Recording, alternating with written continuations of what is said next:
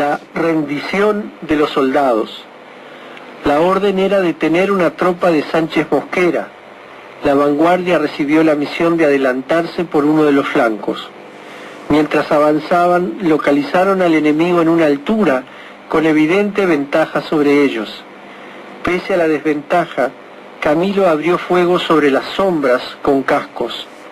El fuego de su fusil obligó a los hombres a echarse a tierra, y él continuó hostigándoles hasta que en la punta de un fusil flotó la bandera de rendición en la forma de un pañuelo blanco. Avanzando cautelosamente llegó hasta los soldados. Su sorpresa fue mayúscula.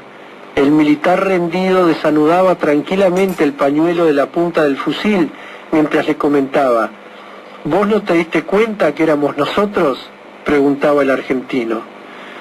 Che había avanzado por otro lado y ocupado una posición superior. Al percatarse de que el agresor era Camilo, izó la bandera de paz.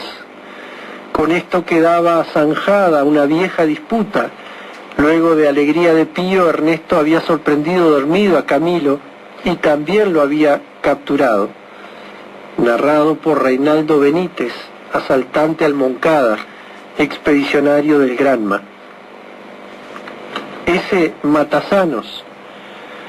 La primera vez que William Gálvez vio a Camilo fue en el Hombrito.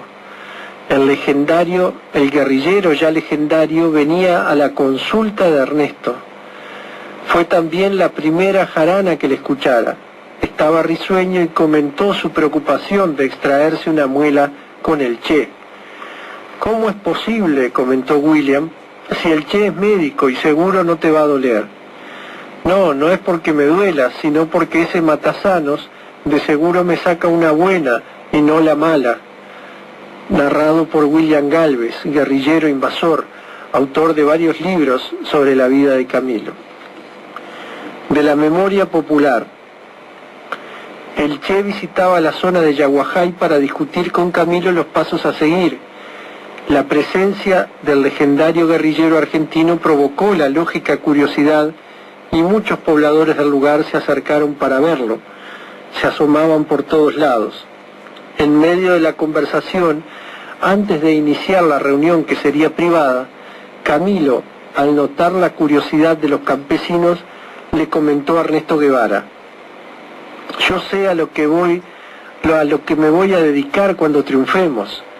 Te voy a meter en una jaula y recorrer el país cobrando 5 kilos la entrada para verte, es decir, 5 pesos. Me hago rico. Impresionar con tu estado mayor. Una noche de finales de agosto llegó Camilo a Las Vegas para ver al Che. El Che estaba acostado en la cama, sin camisa, y conversando con Miguel, Ramón Pardo, Guile y yo. Desde que llegó Camilo se puso a jugar con el Che, a hacerle cosquillas, a imitarle el hablar. Entonces, riéndose, le dijo a Camilo: mira, Camilo, fíjate que estás jugando al lado de mi estado mayor. ¿Cuál es tu estado mayor?, le preguntó Camilo. Pues mirá, aquí tienes al compañero Miguel, que es el jefe de la comandancia, al compañero Guile, que es el jefe de la escuadra, y a Pachequito, que es el jefe de suministros de la tropa. Camilo lo miró y, hablando en tono argentino, le repostó: ¿y vos creés que me vas a impresionar con tu estado mayor? Narrado por Raimundo Pacheco Fonseca, guerrillero. De la memoria popular. Después del triunfo de la revolución, Fidel y Camilo, los inseparables guerrilleros, acudían con regularidad a los encuentros de pelota, algunas veces como espectadores y otras como activos participantes.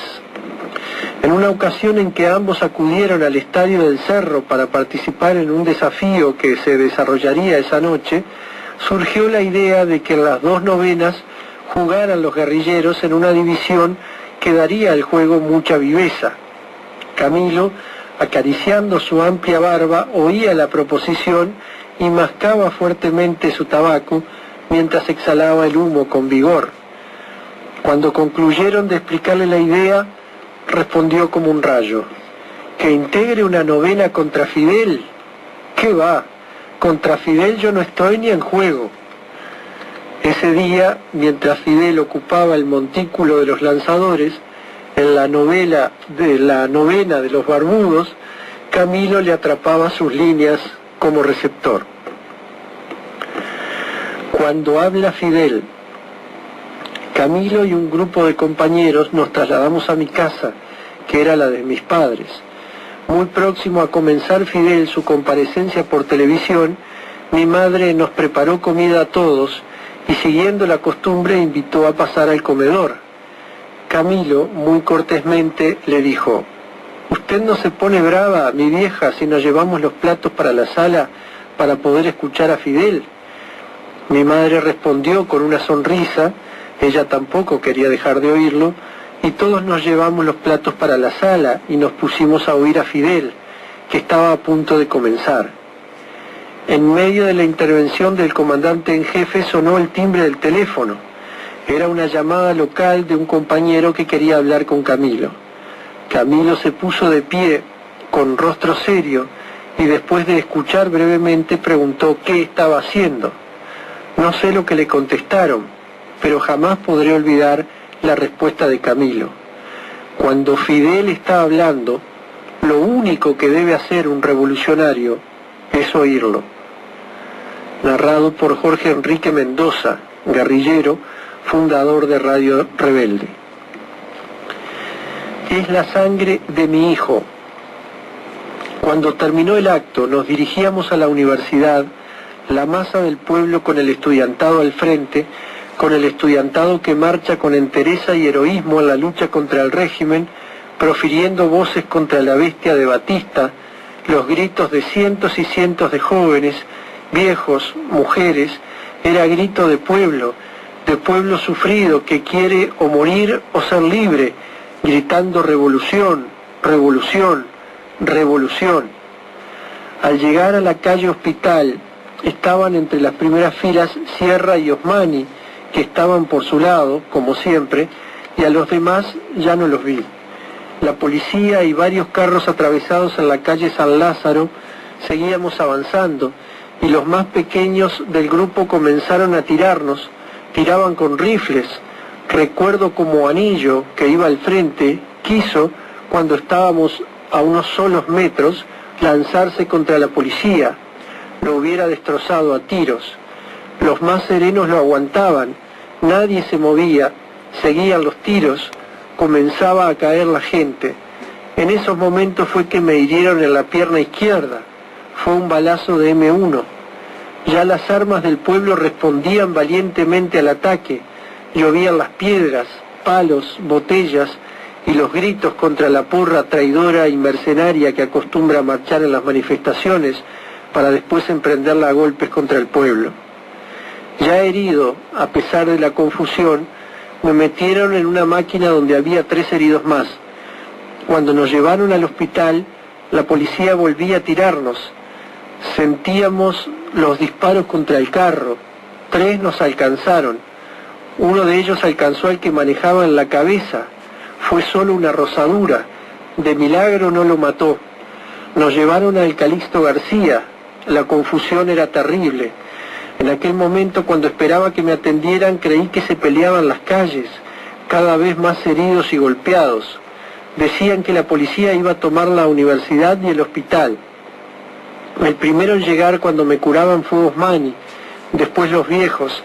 Esos momentos son imposibles de olvidar.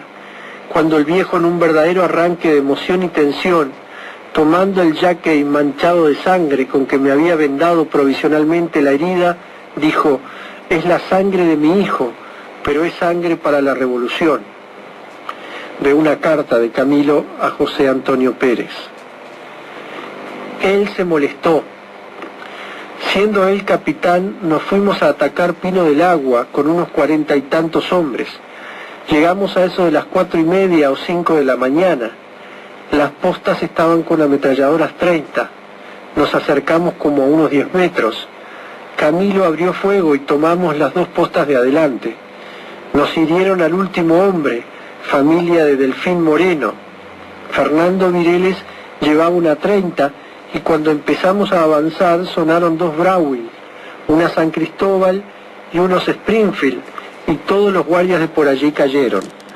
Entramos hasta el mismísimo Estado Mayor de Pino del Agua. A Camilo lo hirieron y le tumbaron la gorra que llevaba como si fuera de la Legión extranjera. Nos ordenó que nos retirásemos y cargásemos un herido que estaba cerca. Nadie quería irse dejándolo allí.